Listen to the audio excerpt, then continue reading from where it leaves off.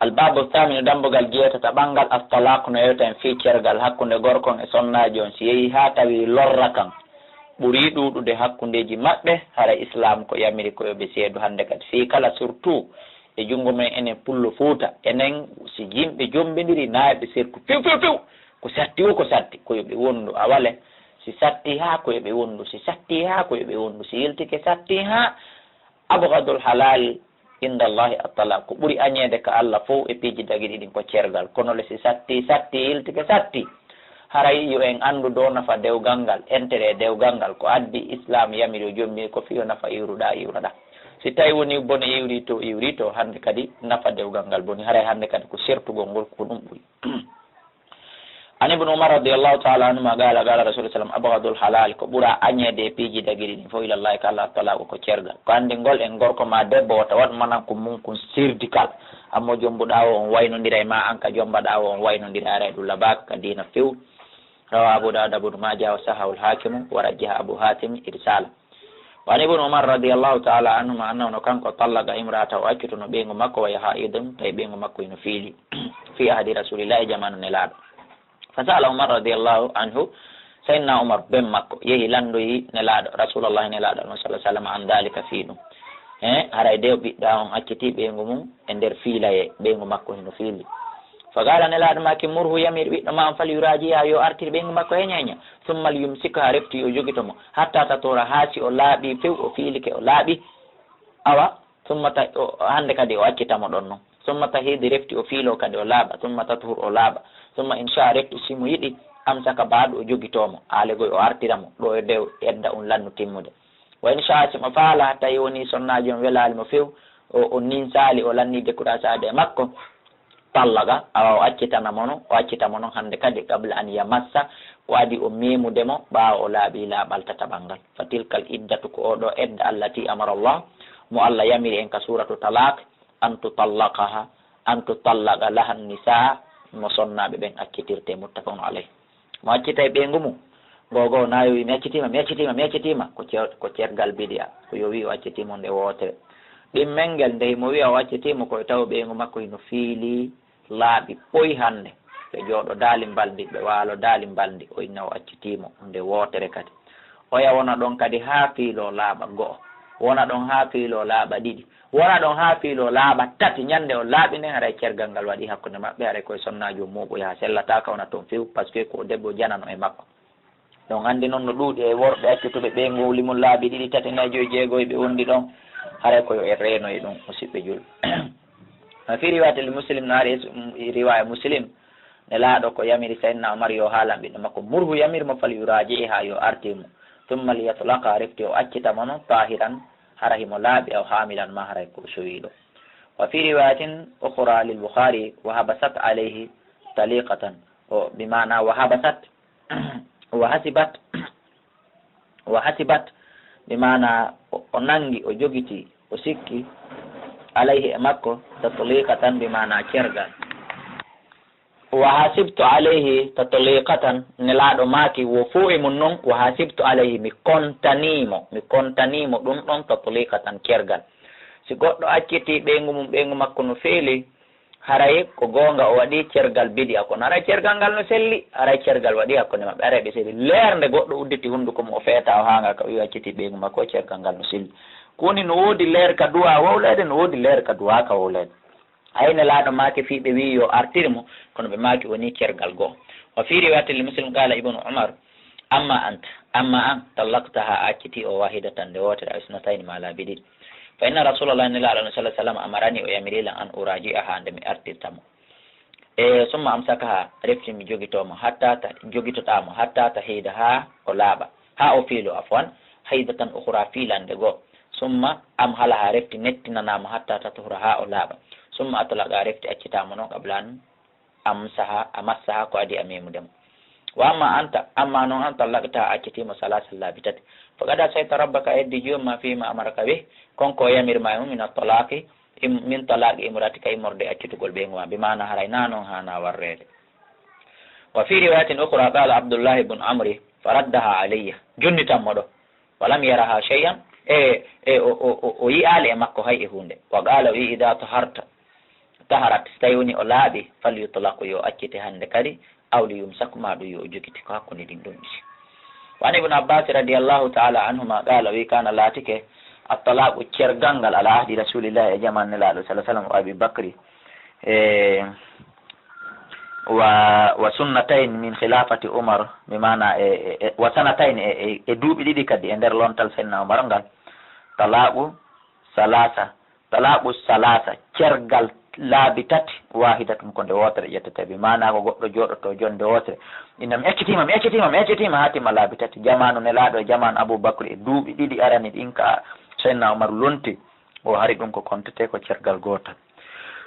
kono yeeya yimɓe ɓe joni tawi ɓe woni jiiɓiɓe ɓe ala hulde allah moƴƴa awa fasiki yagal ngal e ɓewre nden no ɗuuɗi fa gala umar senna umar maki hande kadi inna nasa ni ɓeɓen kadi istaajalu gomɗiɓe hawji fi amri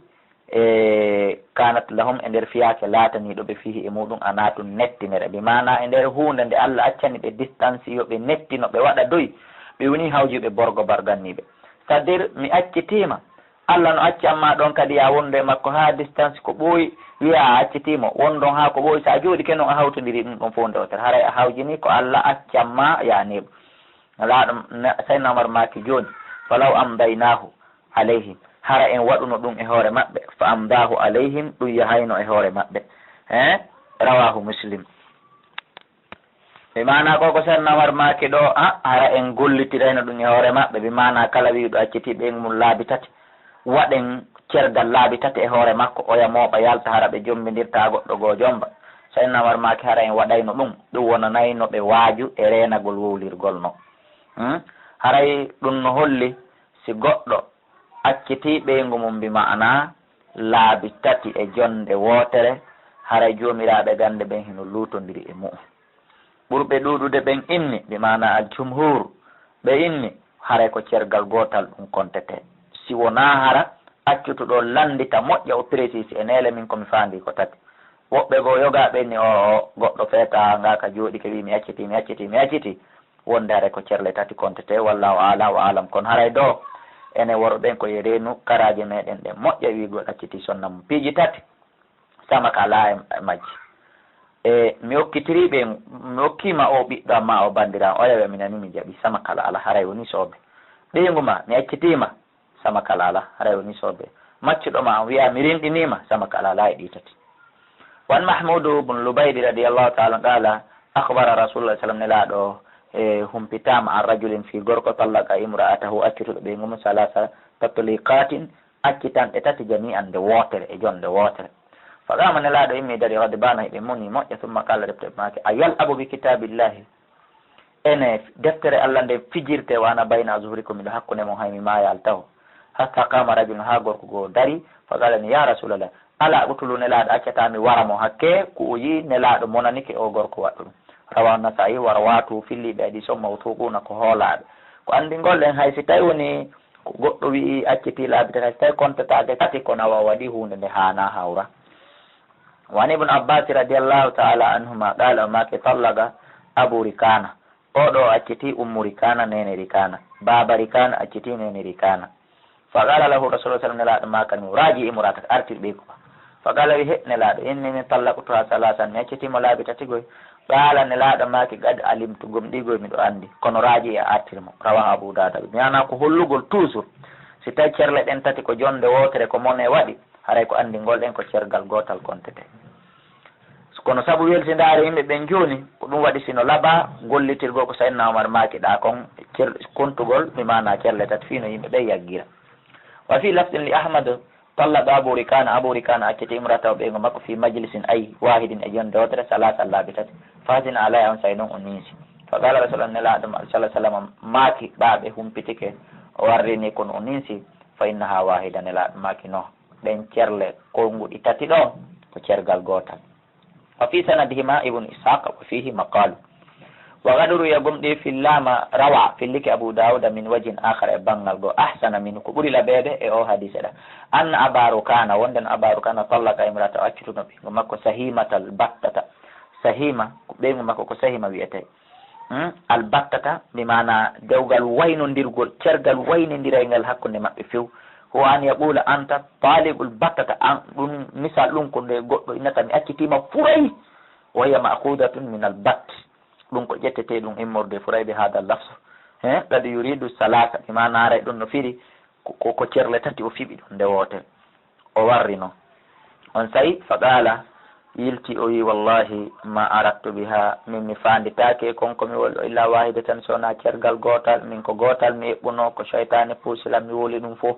faraddaha ilayhi nabi annabaji Allah jonnitimo ɓeygu makko sallah sallam ɓe mana wi yo ar hara so tawi kadi goɗɗo jooɗike wiiri en ni o yilti o wi o niisi kanko ko cheytane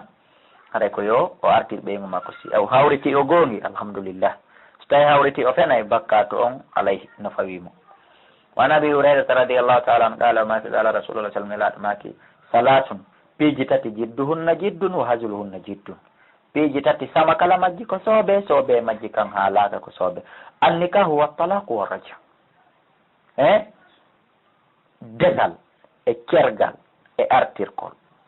mi hokkima o ɓiɗɗo am oyo minani mi jaɓi ma wiya ɓeygu ma mi accitima ma ɓeygu ma mo accutoɗa himo ka nder edda lannal wi'a mi artirima ɗiɗo tati haray ko ɗi soobere ɗi woni haqiqa nokkugo raji a on hino lontinira itta wattira heɓi mana al irtiq rimɗingol rawahu al arbata illa nasai wa sahahu al hakim wa fi riwayan ari fi layl ibn adi min wajhin akhara ay e bange go daifun wa at-talaq wal itaq wan nikah ay ɗo ɓe itti raji on artirgol ngol accutugol e rimɗingol e resingol ɗiɗo samaka ala e majji waɗiɗo haarisino ka haarisi bun abi usama min hadisi ubada boni samiti rafa o mo ɓantimo la jusuda ko tako allah bo pijidar fi salatin e piiji tati at-talaqu wan nikahu wal itaq samakala alaaɗi faman qala hunna kala woluɗo ɗi hayso koye samakala fakad wajabuna rayɗi waɗɗike naya welto ɗon ɓeygu ma naye mi accitima immo ya ɗaɓɓu ko waɗa paga yarana ɗum ɗon hakkude ma ɓeygu ma ray woni sooɓe wa sanaduhu daifun wa nabi hurairata radiallahu taala anhu عن النبي كو يتي النبي صلى الله عليه وسلم قال إن الله تعالى تجاوز عن أمتي وياتك مفتي أن ما حدثت بأنفسها قوم كيجي مج بيوتي بمعنى قوم ميجي كبرني بمعنى قوم ميجي تدا كبرني ما في با كبرني ما عندهم اتيتيم ما دام أولال كهندك ما لم تعمل أن تنك دغولال أو تكلم ما ديول بمعنى ميجي كبرني كون أن تنك حالا كان يلتال كهندك ما قول مكة يلتي كتره هري الله هنا يافي إن متفق عليه وعن ابن عباس رضي الله تعالى عنهما عن النبي صلى الله عليه وسلم قال وي إن الله تعالى أن الله تعالى وضع عن أمتي وإتي إغاي مفتي أن من الخطأ والنسيان فالجرئ يجتك وما استكره عليه كلاكو بالفرصة إن يتي الله إتن بنديد وتاتي أنن أنن ترتاكي دي رواه ابن ماجه والحاكم وقال أبو حاتم لا يثبت ونو كبتا كونو نسلي وعن ابن عباس رضي الله تعالى عنهما قال ماكي إذا حرم امرأته si tawi woni e goɗɗo harmini ɓeygu mum laysa bi shay qala ida harrama imra'atahu so harmini ɓeygu makko laysa bi shay ɗum wona goɗɗum wa qala wi laqad kana lakum fi rasulillahi uswatun hasana ɗon andi laatani kon e nelaɗo ñentinal moƴƴal ko fanda nelaɗo harminno goto e sonnaɓe maɓɓe kono eɗen andi suratu taharimi kon no jipporno waaji nelaɗo hollimo no o warrata ha ɓeygu makko dagitanomo donc ako ɗum kadi oɗo kadi fande Abdoullah ibn Abbas inni uwomo harmini kadi ɓeygu mum hara ella ala ɓe mana lawol nelaɗo rewnogol ha sonnajo on daganimo kan kadi ko yo rewgol lawol ɗum en yiltoto ka Qur'an ka suratu tahrim haray ko to woni ko famoyten ɗum ɗo musidɓe julɓe en waɗino ɗon andi tafsir Qur'an on yiltitoy ka suratu tahrim miɗo fensiti ɗum ton rawahu ibnu majah wal hakim wa qala abu hatim la yuthbitu لا عفوا رواه البخاري والمسلم كمسلم إذا حرم الرجل عليه امرأته سيغور كو هرمني بينغو مكو فهو يمين ريدون كوندور بمعنى يكفرها ودا كفاره من بينغو مكو دغيتانوم كونو كاين فجر دو مسيبه جولبه دي فان عائشة رضي الله تعالى عنها أن ابنته وندن بينغو مكو بمعنى الجوان oɗo بمعنى بيبه مكو ويete don jawan lamma adkhalat ala rasulillah to mande onatuno kan nelaɗo allah wadana min ha nelaɗo ɓattimo qala to inni a'udhu billahi minka min muliki allah e ma fa qala nelaɗo make lagad usti bi azimin amolori aden allahjo mawnuɗo tedduɗo mi jaɓi alhiqi bi ahliki immo yaha ka yimɓe maɓe mbi mana hutume accitima walla wi rawa Bukhari ko ande golɗen kala façon kinaya no goɗɗo yewtiri ta no holli ko cergal no holli hiɓe acciti haray ɗum ɗon ƴettete ko cergal on Jabir radiallahu taala an qala rasul sallam la talaqa dew cergal ala illa baada nikani sowna ɓaawo jombugol wala itqa rinɗingol kadi ala illa baada milkin sowna ɓaawo jeygol okkitirgol kadi ala sowna ɓaawo jeygol awata yiɗe debbo acciti ma jombalmo ma jeyaɗa rinɗini ma jeyalmo rawahu Abu Ya'la wa sahul hakim wa huwa ma'lul wa akhrajahu ibnu Majah anil Musawwir bun Muqsama mithlu isnadu hasanun lakinnahu ma'lulun aidan. وعن عمرو بن شعيب عن أبيه عن جدي قال رسول الله صلى الله عليه وسلم لا نظر فدور على نال بن آدم ونند بيد آدم فيما لا يملك إكوجي يكون أواتا فدود غطو أو قيم إهون دي أمارا سلطة ولا إتقى له فيما لا يملك غطو واتا كدي رندين دي إموجيا ولا طلاق له فيما لا يملك كوانا نون كدي غطو أجيتا تاكد إون دي بموجنبا أخرج أبو داود الترمذي وصححه ونقل mo eggi anil Bukhari ko yetta Bukhari annahu wonde ko ɗum ɗon asahha ɓuri sellude ma warada fihi ko julkon e dambugal ngal wan Aisha radiyallahu ta'ala anha anin nabi ko yetta annabi sallallahu alaihi wasallam qala ummati rufiyal qala mo karambol hino ɓantana an salasatin yimɓe tata aninna mi so goɗɗon ɗani hatta yastaygiza ha ofina kala hendu ko ittima mufe man kanɗo ko waɗita ñiddi haray mo yaafa wa ani sahiri e paykun kun helli faka hatta ko ɓura ha o mawna bi mana ha o heɓa duuɓi sappo joyi ko islam ko ɗon helli fegol ka dina wona 18 tan de 18 ko al yahuda e nasara kaw timmini sappo jo ila ɗon nattir ley bakka to o windantake ko mawɓe makko maɓe woni ka mum si hangaki mon ne alma ko ɓe windante wa anil majnuni e feetu hatta yaaqila ha heɓa hakkil ko andingol en awale goye misal pay ko jombanama kon timmali 15 ans ko kon daroto kon wiya kon acciti misal ɓeygo makko hara ƴettatake taw ma ɗum aaden feetuɗo